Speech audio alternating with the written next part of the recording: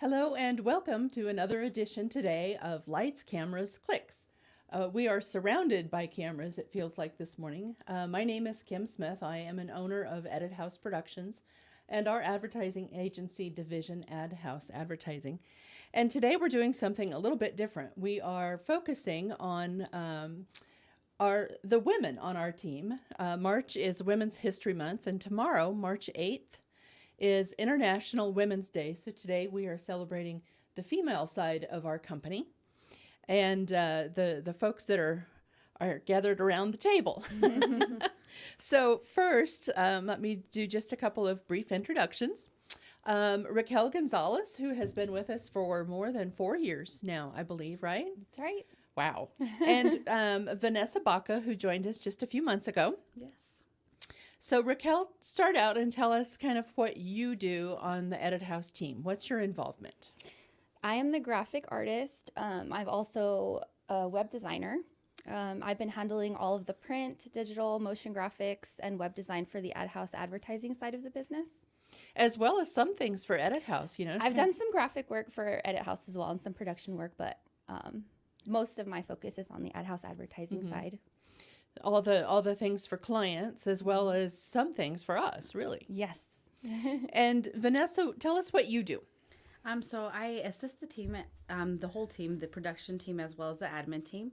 I've also taken on a couple of accounting items, as well as doing the social posts for our clients.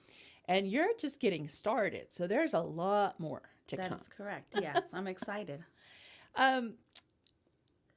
Raquel, tell us kind of about your early years. You know, when did you know you wanted to go into graphic design? What interested you about that? It's in my blood. I've been a creative person my entire life. And I could say, like, ever since I was a child, I was drawing, I was painting. I took it all the way with me to high school.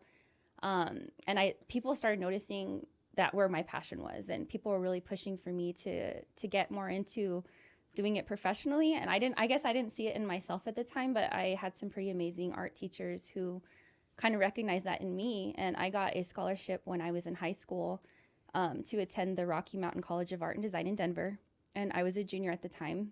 And I was a little bit lost. I didn't know really what I wanted to do with my life at that point. But once I attended that school, I got to sit with professional, successful designers, illustrators, fashion, like so many different types of people that worked and were successful in the industry. And so that solidified for me that was something that I could actually do with my life, because for me, fine art was more of like a hobby at the time, and it was something that was fun. It was something I enjoyed, but I had no idea that it was something that I can actually turn into a career. And they kind of gave me that roadmap of how to do that in a successful way. And that to me was literally like the reason why I became a designer. I as soon as I graduated high school, I went to school. I became a designer. I got my bachelor's degree here locally. Because at the time, times I would have loved to travel outside of the state, but, we were lucky to have a design school here locally where you can actually get a bachelor's degree. So I did that. I started freelancing when I was a sophomore in college. Right away, I felt like I had the skills and the motivation to just get going, and I've been working ever since. Wow. Yeah. So you received a scholarship when you were 17. Yeah. And then did you start school in Denver? Well, I took it was a summer session. That must have been a big change, going from a very small community to a very large community. It was different. And to me, it was just seeing the bigger world. I mean, I'm from the Jemez area, a very small community, and but amazing artists come out of that town. A lot of people from the Pueblos, a lot of people from different towns. There's a lot of artists that move out to the mountains. I mean, there's a lot of inspiration out there. There's a lot of beauty that people can get from just being in that area. But, my teacher, I could say she was probably my biggest inspiration when I was in high school, because she really just motivated me to do more and to do bigger things. And I was in the National Art Honor Society, so that was something that I knew I could do. And so, but she just, like I said, she recognized it in me. I got the scholarship through that National Art Honor Society, and that's where I got my first exposure into the industry, and I knew that. And since that moment, I loved it. I always tell people I can't even draw a stick figure.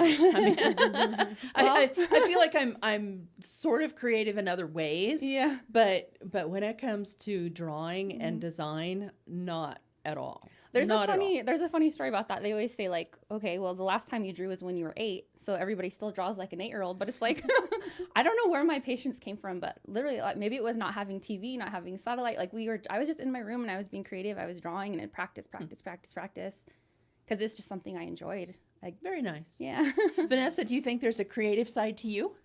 Not in drawing, no. No? What? In what? More creative. I like to decorate. I'm a home decorator. I like to decorate things in the house.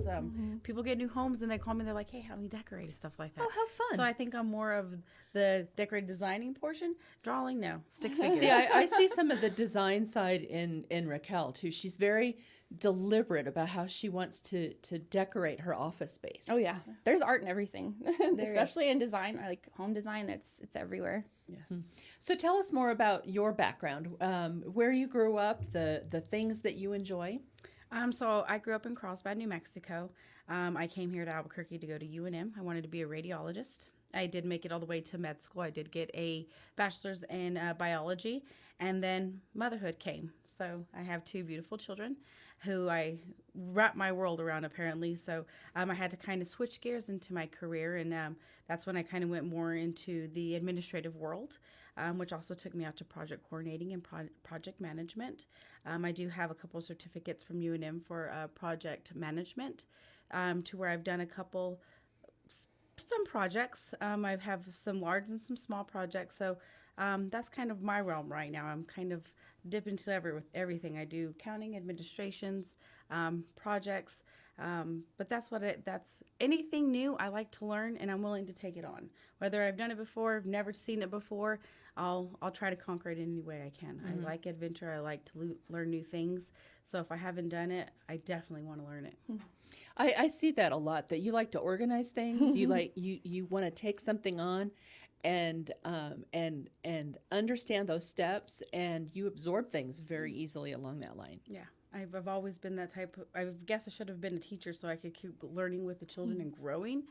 It's only my 2 kids I can handle right now. So, but no, anything you throw my way, I will find a way to figure it out, to work it, and I will learn it. So that's my passion. And what do you like to do in hobbies that are fun and perhaps a little unusual?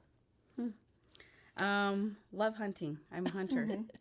Me and my family do that on a regular, whether it's summer. We don't just do our deers and the bears. We do rattlesnakes and rabbits as well. Me and my children also do snowboarding. We're big snowboarders. So we try to go up to Colorado frequently. My youngest was born in Colorado, so he learned to snowboard in the Rockies. So New Mexico isn't a big adventure for him anymore, so he tries to do the biggest slopes. So that's something that we take on with each other. We like to all go snowboarding. Wow. Yeah. That's adventuresome. That would not be in my realm. That's not my wheelhouse. We need to hang out. Yes. Love snowboarding. Is there anything that Raquel, as your career has developed, like what are some high points that stand out, or were there things that you were surprised to find as you began to get more into graphic design and web design? It's an ever-changing field. I mean, there's always something new to learn, and that's what I love about it. There's always something new. When I started designing, social media was not big. There was not much social media at all. That was something I had to learn eventually when I got further in my career. Just things like starting as a fine artist and like trying to see design in a different way. Like design from a marketing standpoint is very intentional, and it's very strategic. Everything that you're doing is for a purpose, and it's to solve a problem. And it's, with the fine art side, it has those qualities too, but it's like you create just beautiful things for the sake of beauty. But it's like in this realm, you have to really like do a lot of research and talk to your clients and figure out, what their problems they're trying to solve, and being able to do that together. And once you start feeling the gratitude when people are excited about what you do for them, that's where I feel like it's most fulfilling. It took a long time to get to that point because there's a lot of trial and error in the industry, trying to just figure out, how to get better and how to start doing your best for other people. And once you start feeling that gratitude, I feel like that was the high point for me, because I knew that I was doing something right from that moment. And so I felt like, wow, I'm a designer now. I'm not just Very practicing. Nice. Very nice. As a reminder, you are watching Lights, Cameras, Clicks. We are kind of celebrating the women within the team here at Edit House Productions and Ad House Advertising today. And something that you mentioned about that it's always changing and you're always learning, and that Vanessa mentioned she wants to learn new things all the time. I think that's kind of a commonality between the three of us, and certainly something that we see in our business, because we're always learning something about clients and their businesses and what makes them more productive. And it's never the same day twice. It's always something new and something new to learn. That's true. It is. I think that's why I love it so much. Yeah, it's never a dull day. There's always something new, something different, something fresh, and always something to learn. That's great. Yeah. And I think that we almost we learn from each other. You know, I don't know how many times I've come to you and said, "Okay, I need something, but I don't know what it needs to look like. I know what the outcome needs to be, and I know the content. I know the message, but how we get there in a design standpoint." And so I think that kind of learning that common language and being able to brainstorm things together is also a vital part of what we need to do on a daily basis. Definitely. That's what I enjoy about working here with this team. I mean, I've freelanced for a while, but there's nothing like being around other creative people or people that think. I mean, like, your brain's completely different. We're like yin and yang. We can put stuff together because you see things from a different perspective, and you can kind of help guide me in the right direction. So I value that a lot. And I feel like we get that from everybody here at Edit House and Ad House Advertising. Yeah. And your degree was in, you were headed toward being a radiologist. It was in biology, you said? I majored in biology. Yeah. Now that has to be a challenge. It was very much a challenge. There was a whole 8 years of my life where I felt like I was just in books the whole time. The human body, it has so much to learn about. So it's constantly learning something else. So my biology degree was definitely my hardest degree that I did have to accomplish. I am an X-ray certification tech, what you can be considered, and I can go in between Colorado, New Mexico, Arizona, and actually get certified through the state and be an X-ray tech. Not as fun as actually being the radiologist. But close. But close. But how? What made you move away from that? That's an entirely different type of field than what you've been doing the last few years. It was the motherhood. So I was to the point where I had completed med school and I needed to go into residency. Residency, you do 12-hour shifts. You don't get paid for anything, and you have to be away at the hospital. At that time, my children were 4 and 6. And I had to make the decision. I put them away in a daycare for 12 hours while I work, come home, sleep during the day while they're at school, and then I don't see my kids for a couple of years. So I figured, I can take this back on once they're older and, they're at the age where they're taking themselves to school, or, they don't need a mom. They always need a mom, but not as much as they do at that age. Maybe I'll take it back on. But as I've changed fields and done different things, I feel like maybe that wasn't my age. That wasn't what I was supposed to be doing. So it has seemed to me across my lifetime that, like, there have been moments where there was almost a fork in the road, and that I struggled at some of those decisions, and yet in hindsight I can look back and go, wow, that really happened for the best. I would not have expected this outcome. And certainly maybe a lot of speed bumps along the way, but those fork in the road moments can be pretty startling, can be very defining, I think. Have you had any of those? You don't know how many times I wanted to quit. There was times where, you just don't feel like you're good enough, or you're not. Like, there's so many different challenges, because not only do you have to be a creative person, but you also have to be analytical. You have to pay attention. You have to be attention to detail. Like, there's so many things, and speed, accuracy, efficiency, like, there's so many levels that you have to I'm still learning, I'm still growing, but communication, that's not my strong suit. Well, and I think that's a hard part, because and I see this in many of our clients as well, that the pace of business is so fast and there's so much to do. Often it's difficult to find the right staff and add new employees, new team members. I think almost every single one of our clients is trying to hire people right now. We have a position open as well, by the way. But that means that everybody's really focused and we're trying to get everything done. And so much of what we do is deadline driven. That we all kind of benefit when we take a step back and, take a deep breath. For those normal days. There have been times over the years, especially for Matt, an owner of the company now and COO, but over the years, we would occasionally get to a point and kind of look at each other and go, I don't have something that's emergent right now. Am I dropping the ball? I'm missing something. It can be kind of startling when you realize, like, okay, I think I'm caught up in it and everything. What is this feeling? I don't understand that so much. Tell us the things about this company that you find different, or how you find Edit House. Like I said, when I've worked internally with businesses and I've ran marketing departments internally for businesses, but here, I don't know, it's something different about being in a group of people that are also creative and like-minded. It's like we understand each other. It's not like you versus them or anything. It's like we're a team where we all understand each other. So to me, that's really important. When I was working as a freelancer too, it's like you don't really get those people to bounce off of. So you don't really feel like you're growing as much. When I'm a part of a team like this, I just feel like I'm constantly growing. I'm constantly learning new things. I mean, if it wasn't for our production, I would never be doing a podcast. I never saw that in my life. I'm hiding behind the camera. That's where I stay. I have mentioned this before when I was pressed into being the guest on one of our podcasts, and now I've been doubly pressed into hosting one.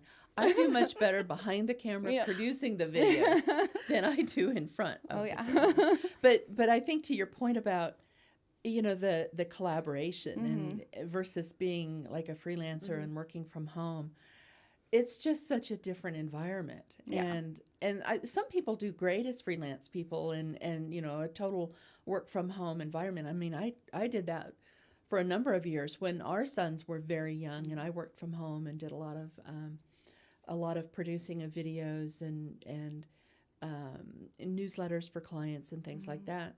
But it's not for everybody. And and during COVID, you were with us before COVID started, and then for an extended period of time, we had everyone working from home, and it's just so wonderful to be back and have, be able to walk across the hall and talk to somebody and brainstorm and, much better. Have you ever had the solo work environment? Yes, I have. Did you like it? No. Especially it was solo, but it was solo doing several titles of the business. So you're running the business and you can't count on nobody to help you with the accounting portion or with operations. So it's like it's all on you. Yep. So it helps to have a team that helps you function and helps you take on tasks, complete deadlines, and then you have a team to help that you can be accountable with and that you can help grow off of as well. So having the team aspect of Ed House it's tremendously a blessing because it's difficult to do it on your own.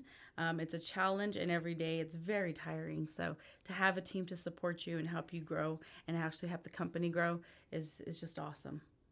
You mentioned deadlines, and that's such a part of our business. How do you approach a deadline? What goes through your head when there's something that pops up on our task management system and it says fire. I don't know. I just work pretty well under pressure. I guess that's what it is because it needs to be done. It's just I have this. I don't know if it's just a part of my brain, but it's like go time. But it's like you also learn to kind of just separate the things that don't matter. It's like when you're very focused on your design, it's like you know exactly what you're working on in this moment because you have a goal. It's like you know exactly what you should be doing, and it just becomes a part of you when you've been doing it so long. I've been in the industry for over 15 years now, and I was in school, practicing since, but it's just those things just come in the back of your head where you just know exactly what needs to be done. You just focus on the task at hand, and And yeah, it just becomes a part of you after a while. I think it helps too that we're moms, Oh. because as moms, Maybe that's what it is. There's always something going on, but we have something that we have to get Yeah. done, but then there's something that we have to do now. So I think that helps with us as women with deadlines. That could be it. Yeah, I think there's something to that, because you kind of have the top priority and the must get done, and everything else is on a list, but it's not to that level, and that we know how to juggle those and multitask. I guess would be maybe the better term. That you can be thinking about one thing as you're kind of processing something else or prepping something else. Definitely. Yeah, I see that a lot in my own brain. Sometimes too much. Sometimes way too much. Were there women that influenced you? This is International Women's Day coming up tomorrow, I think officially, in Women's History Month. But who in your life was an influence? Who's starting? I could start. I could say my mom. My mom was a great influence. She was also a single mom, so she had to juggle the work and the kids load as well. So she had way more kids than I did. So she actually did a better job than I did. I wouldn't been able to do the 4 kids. But I think just the way I grew up and the aspect that she put into me and my brothers and sisters and instilled into us, I think that taught me how to be a better mom or how to grow from it. So my mom was a big influence to me as where I am now with my career and with my children. I was going to say the exact same thing. My mom is an extremely hard worker, and she does not give up. Like, if it wasn't for her, I don't even know, where I would be. Because she was one of those people that was right behind me, making sure I was on the straight and narrow. I mean, my dad's the same way. But, I mean, talking about women, my mom's, I come from a family of pretty amazing women, actually. They're all pretty strong, very strong-willed. My sister... But mostly I would say my mom, my sister, my family. But I'm trying to think of somebody else. Of course, my art teacher from school, she pushed me really hard too. So, I mean, those were probably the most influential when it comes to where I'm at. And you're a mom now to a daughter. Yes. So she's kind of living that example as well. It's the biggest surprise ever. I didn't realize how rewarding it is to be a mom. And that was literally just been the highlight of my entire life. Just having this little 3-year-old girl that I had no idea. I was scared to death my whole entire life. I don't care if I have kids. I pushed it. And now when I had her, I'm why didn't I do this sooner? She's literally my joy. Yeah. It's hard to imagine what being a mom is like. Yeah. And then there are times, that it's hard. I mean, you've had an incident recently where your son was hurt.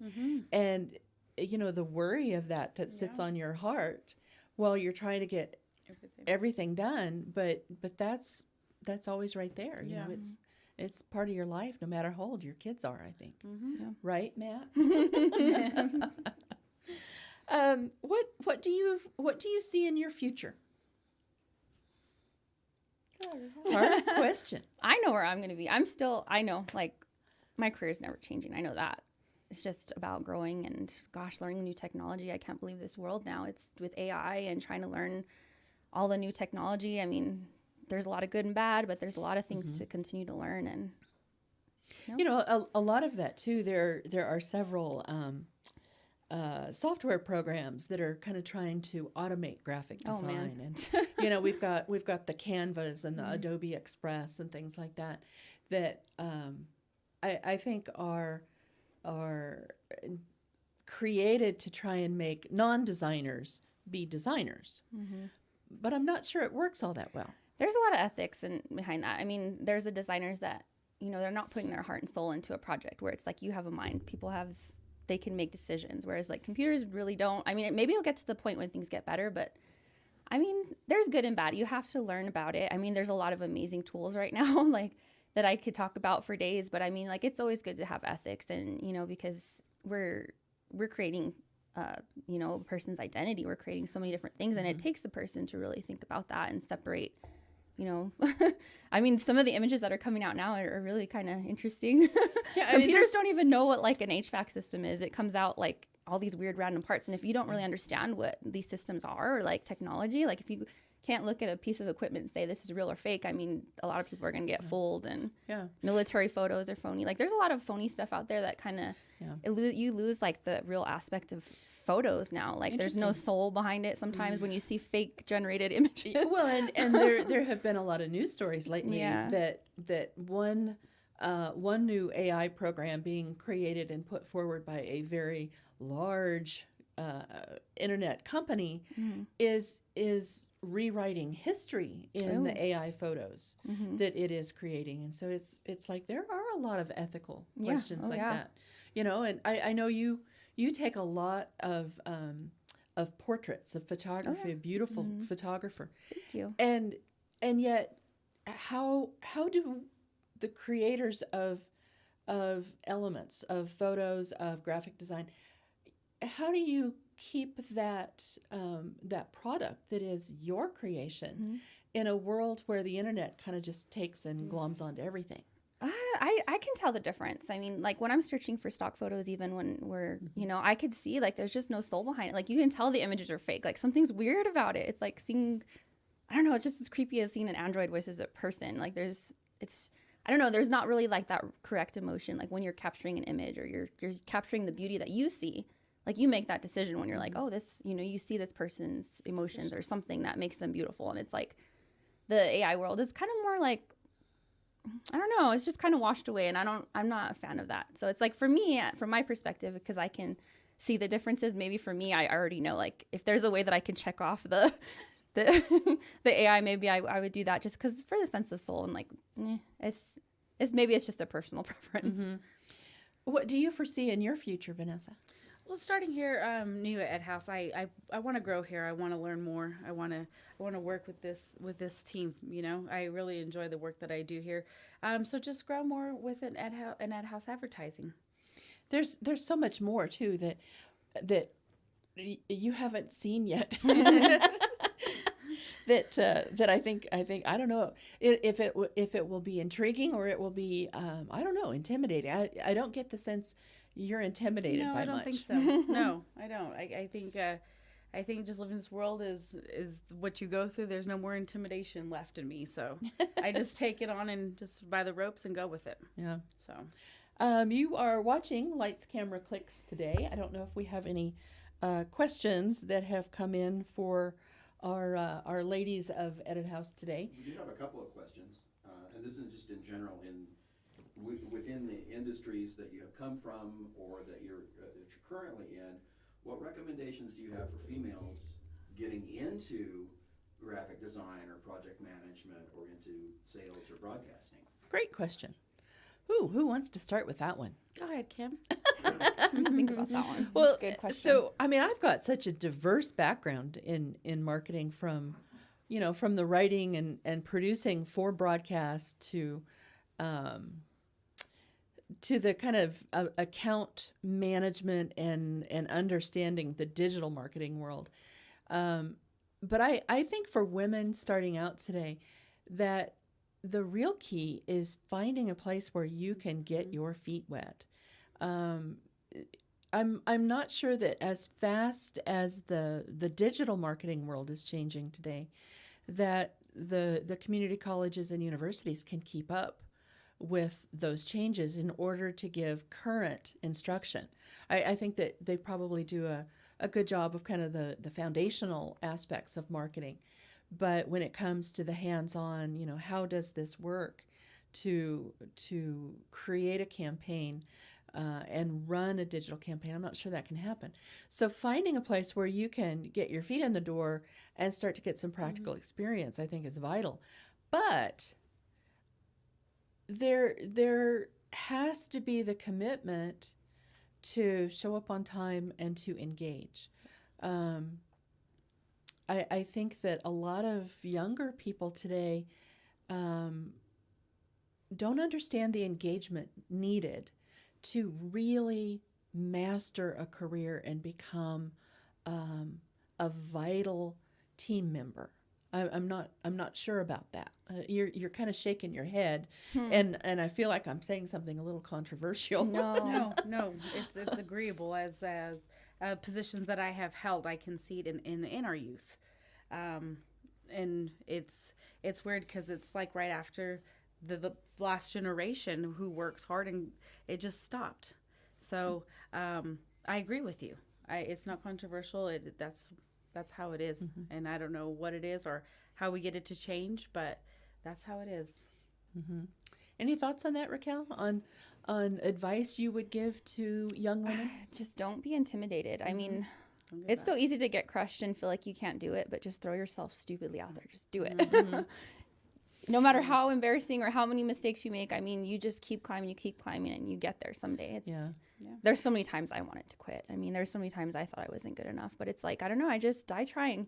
That's my motto. Well, and you know, I think one thing that maybe is not prominent in workplaces today is that ability to communicate. And like, you know, if you feel like, oh, maybe I'm not doing something right, or do I not understand this, to go and have a conversation and say, okay, help me understand. Right. Am I missing something? Am I doing a good job? What do I need to improve at? And take constructive criticism, because it's not meant as you're not worthy. I think that a lot of times we internalize that, and as females we may do that more than than men. You know, if you have a disagreement, to not take that as a personal affront, but to just make that a starting point for more conversation. Yeah, like in the design world, it's one of those things too you have to learn. It's like you're open to criticism. That's what you do. You put your stuff out there, and but when you start realizing, like, instead of taking it personally, it's like, okay, maybe I wasn't communicating the right message. Like, what are we trying to communicate? What's the goal? And you probably have had people say to you, well, I don't really know what I want. Exactly. But I'll know Those are it my when favorites. I see it. Let me handle be that. Creative. My favorite clients. And it's, you know, they don't know exactly what they want. I still struggle with that sometimes. I'm like, I don't know exactly what design is going to look like. I know the message I want to have communicated. And you know, I think from an account management standpoint, we always think of it in terms of, what do I want the user of this material, the prospective customer, for our client, what do I want them to think, feel, and do? And that kind of drives the direction of whatever it is that we create. But it's that piece of, what's it going to look like that I struggle with because I draw stick figures, you know? Yeah. So we've got to have kind of that that interface with somebody whose brain can go, oh, well, let's start here. Be creative. Another question? Yeah, this question is for Kim. Oh. You've been in broadcasting for a while. What have been some of the challenges that you've seen? You've been in television news. You've been a news anchor in college. You were a producer. You were in management. Then you were in sales management. You were an account executive. Now you're an owner of an advertising agency. So that makes it sound like I'm really old. But I mean, there have been a ton of changes. And can you repeat the question for the viewers? I'm to repeat the question of all the changes that I've seen in broadcasting, and I guess kind of what's happened during that time and what's next. And I was always fascinated by the idea that broadcasting was what pulled everybody together. You know, we all watched the same TV shows when we were kids, and the evening news was what everybody turned to for the common information. And so it's been kind of difficult, I would say, to see how that has changed. And, you know, we don't all watch the same things. We've got thousands of choices on what to watch. And I'm not sure that is necessarily a good thing. We tend to, you know, watch only what we think is accurate when it comes to news, and we lose that ability to communicate, I think. But the world of broadcasting has changed tremendously in the years that I've been affiliated with it.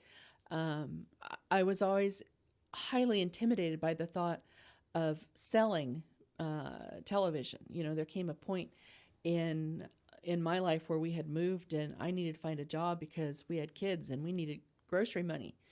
And so I went into broadcast sales and I was terrified.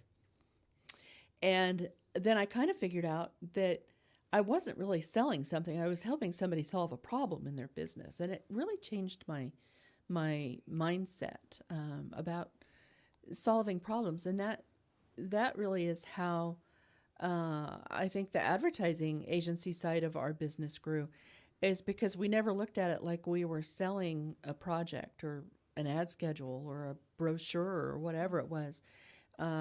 It was that we had clients that needed something, still do. We have clients today that need things that we produce in order to help them tell their story. And a lot of that goes to the graphic design side of things. You know, you're starting to experience all the broadcast invoicing coming in and making sure that everything there ran correctly. And it's all part of a giant puzzle. It is. But I think it's a fun one. Definitely. Any other questions that you have about the future, about the company, ideas that you'd share about International Women's History Month? Shout out, sure. We'll give a shout out to all of our moms, I guess. My mom as well. And just those women out there who have conquered and who are CEOs and owners and vice presidents, and they didn't give up, and that they're still filling in their dreams. And those who are just starting out, to keep going and to work your way up. Don't ever give up. Don't let no one take you down, and just work your way up. Women can do it. Exactly. All the moms and all the hard workers out there, just continue the climb. Like, just keep believing in yourself and you'll get there, whatever it is. Awesome. Well, we sure appreciate both of you. Raquel, I think it's going on 5 years. And we look forward to a long time with you, Vanessa. Yes. Really appreciate your talents and those of the entire Edit House team. We have some amazing people as part of this company, and we're very blessed and thankful for that. I think that's it for today. You have been watching Lights, Camera, Clicks. And we appreciate you tuning in. It gives you a little bit of insight on our companies and how things work. It's always a crazy day here. It's fun, and we love what we do. And we appreciate you taking the time today to join us. Thank you all. Thank you.